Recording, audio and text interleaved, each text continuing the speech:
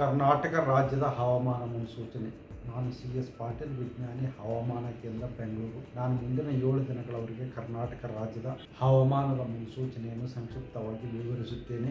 ಇಂದು ಕರಾವಳಿ ಜಿಲ್ಲೆಗಳಲ್ಲಿ ವ್ಯಾಪಕವಾಗಿ ಮಳೆಯಾಗಿದ್ದು, ಉತ್ತರ ಹಾಗೂ ದಕ್ಷಿಣ ಒಳನಾಡಿನ ಜಿಲ್ಲೆಗಳಲ್ಲಿ ಕೆಲವು ಕಡೆ ಮಾತ್ರ ಮಳೆಯಾಗಿದೆ. ಪ್ರಮುಖವಾಗಿ ಗದಗಿನಲ್ಲಿ 5 ಸೆಂಟಿಮೀಟರ್, ತೆಡಗುಂಡಿ ವಿಜಯಪುರ ಜಿಲ್ಲೆಯಲ್ಲಿ 4 ಸೆಂಟಿಮೀಟರ್, ಮೈಸೂರಿನಲ್ಲಿ ಕೂಡ 4 ಸೆಂಟಿಮೀಟರ್ ಮಳೆಯಾಗಿದೆ.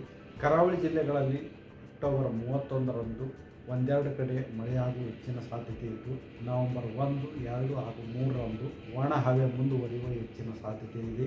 ಕರಾವಳಿ ಜಿಲ್ಲೆಗಳಲ್ಲಿ ನವೆಂಬರ್ 4ರಿಂದ ನವೆಂಬರ್ 6ರವರೆಗೆ ಕೆಲವು ಕಡೆ ಹಗುರದಿಂದ ಸಾಧಾರಣವಾಗಿ ಮಳೆಯಾಗುವ ಹೆಚ್ಚಿನ ಸಾಧ್ಯತೆ ಇದೆ.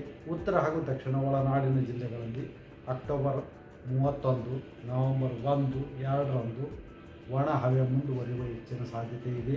ನವೆಂಬರ್ 3ರಿಂದ ನವೆಂಬರ್ 6ರವರೆಗೆ ಉತ್ತರ ಹಾಗೂ ದಕ್ಷಿಣ ಒಳನಾಡಿನ ಜಿಲ್ಲೆಗಳಲ್ಲಿ ಕೆಲವು ಕಡೆ ಹಗುರದಿಂದ ಸಾಧಾರಣವಾಗಿ ಮಳೆಯಾಗುವ ಹೆಚ್ಚಿನ ಸಾಧ್ಯತೆ ಇದೆ. ಬೆಂಗಳೂರಿನಲ್ಲಿ ಅಕ್ಟೋಬರ್ 31, ನವೆಂಬರ್ 1, 2 ಹಾಗೂ 3ರಂದು ಒಣ ಹವೆ ಮುಂದುವರಿಯುವ ಹೆಚ್ಚಿನ ಸಾಧ್ಯತೆ ಇದೆ. ಬೆಂಗಳೂರಿನಲ್ಲಿ ನವೆಂಬರ್ 4, 5 ಹಾಗೂ 6ರಂದು ಕೆಲವು ಕಡೆ ಹಗುರವಾಗಿ ಮಳೆಯಾಗುವ ಹೆಚ್ಚಿನ ಸಾಧ್ಯತೆ ಇದೆ.